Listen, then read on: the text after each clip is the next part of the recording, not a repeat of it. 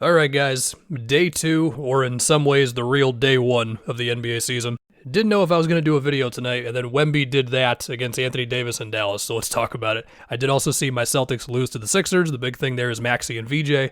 We'll talk about that. And then after that, I got to get caught up on the rest of the games. But to talk about what Wemby did tonight, making Anthony Davis look like a G League player and Dallas just having no answers. It doesn't matter if Lively's on him, if AD's on him, if Najee Marshall is switched on to him, if we're sending bodies at him, if it's PJ on him. I mean, I remember last season, I believe it was, the first game of the year, it was Wemby versus Dallas, and Dallas slowed him down because it was like the center off of Sohan and put a wing on Wemby thing. Well, in this one, it's like pump fake on PJ Washington, get him off balance, and now he's getting a reverse dunk three-point play. And the signs of this were already in preseason because the three-point attempts were down, right? And, last year as the Wemby three-point conversation was happening, like, I was never against it. I mean, the fact that he has that just in the toolbox is great. But at the same time, the real doomsday scenario for the rest of the league was when his strength and weight catches up a bit more with his height, and he also refines the handle some more. It's just kind of over for the rest of you guys. And that is what it looked like tonight. I mean, the amount of plays where he keeps his dribble alive, where, AD might be there initially. And a year ago, especially his rookie season, that's probably going to cause Wemby to get knocked off the spot a little bit, pick the ball up, and then we reset the offense.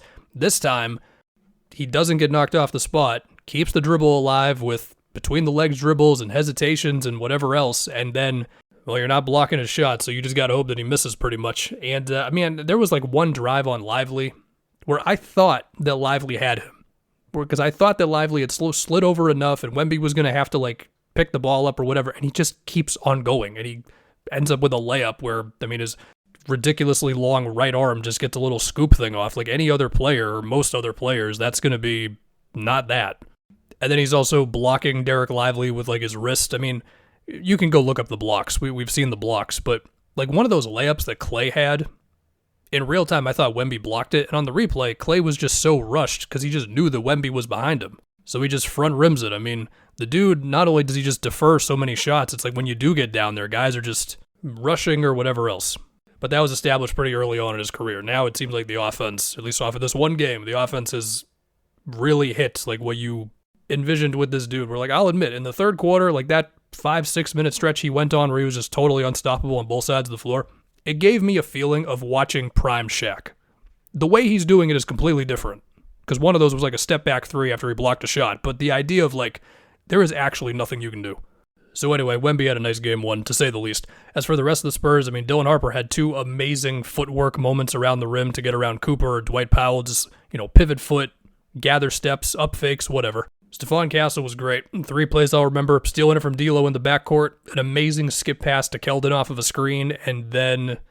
Okay, actually, there's going to be 2 plays I remember the most from this game. Oh, no, he had that huge dunk at the end of that. That was great.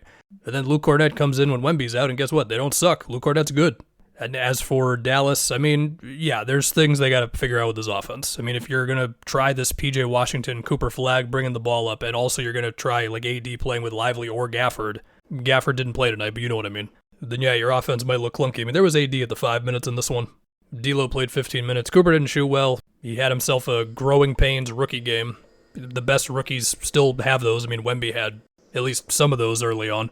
Cooper's two-way potential is still, like, all the way there, but we can't ignore the fact that the high-end self-creation stuff for Cooper is going to be more of a process. He can do some of that, but on day 1 of his NBA career, he cannot lead an offense. But yeah, the story of this one was Wemby. Just looked totally just terrifying, unbelievable, whatever word you want to use. Okay, let's go to my Celtics and the Sixers. Maxey and VJ were great. Embiid was very bad, like alarmingly bad. And my Celtics, yeah, we'll talk about my Celtics for a bit. So as far as VJ goes, the guy just looked so composed, and he just was ready to counter whatever the situation was. Like, you're over-helping off of me, because that's a thing with the Celtics now. Well, I still am trying to figure out just how aggressive the Celtics' help defense is compared to what it's been in the past. But there are more moments of like, oh, that dude is wide open on the other side of the floor right now. If that's happening to VJ, whether it's attacking off the catch, whether it's just shooting very quick threes in this one with confidence, he's got those. He's got Tillman on a switch, no chance. He's just a blur to the rim. He's like shaking off D. White off the ball. before flowing into like a screen action on the side for a pull-up too. He's like beating Peyton Pritchard backdoor. That's another instance of like hard help from the Celtics, then he's countering that. I mean, it really felt like I was just watching a seasoned vet who just puts up like 25 a game every night. It also helps him that the Celtics lost a whole bunch of good defensive players, but still, like what he did tonight was, fantastic. And then in the case of Maxey, I mean, a little less surprising. Like he killed him in transition, a whole bunch of pull-up threes, step-back threes, like anything besides putting two to the ball on him was not going to work in this game. And yeah, it's interesting when your team at one point is Drew, D. White, Tatum, Jalen, Horford, Porzingis when he was healthy and moving well, Kornet's off the bench. When you go from that to what the Celtics are now, yeah, they might get cooked by, maybe anybody but guards, especially. D. White and Jalen are there, but that's just them. D. White had an amazing, chase down block in this game. Anyway, let's talk Embiid. He was bad. They took him out the last, 7 minutes. They played way better without him in the game. The ball was zipping around more. They didn't feel pressured to get him the ball, and whenever he did get the ball in, a face-up or in the post, which was very little of this game, but whenever he did, the Celtics, they're bringing two, and he was just uncomfortable with it. And it was weird because in the one preseason game he played against the Wolves' third stringers, he was clearly not trying to do too much. He was conserving his energy, but he also would have moments of, driving from the three-point line where it didn't feel like he was hesitating. It felt like he was comfortable with his body. And then in this game, all that was not there. He was barely moving a lot of the time. And that includes defense where, when he's right in front of the rim and he's got, Jaylen Brown driving at him, he can still do that. Jaylen had a really bad travel late in the game because he was trying to score on Embiid. But whenever Embiid's got to cover ground right now to protect the basket, he just doesn't do it. He just looks so sluggish and not present in this game. So I don't know, man. As far as my Celtics, man, if you thought this team lived and died by the three before, they definitely do now. The margin of error is so small in this team. D. White, Pritchard, Jalen, and Simons are going to have to take so many threes off the dribble. I thought Jalen's playmaking, which is a big thing for me this season, it was okay. He had a number of plays where he drew multiple defenders, and it's a kick out to a shooter, or it's an extra dribble and then a dump off to Keita or a lob to Keita. But he also had a few plays where he just kind of dribbled himself into trouble and took a lot of time off the clock and nothing really happened. Also, as far as the crunch time offense goes, that's probably going to be an adventure this season for them.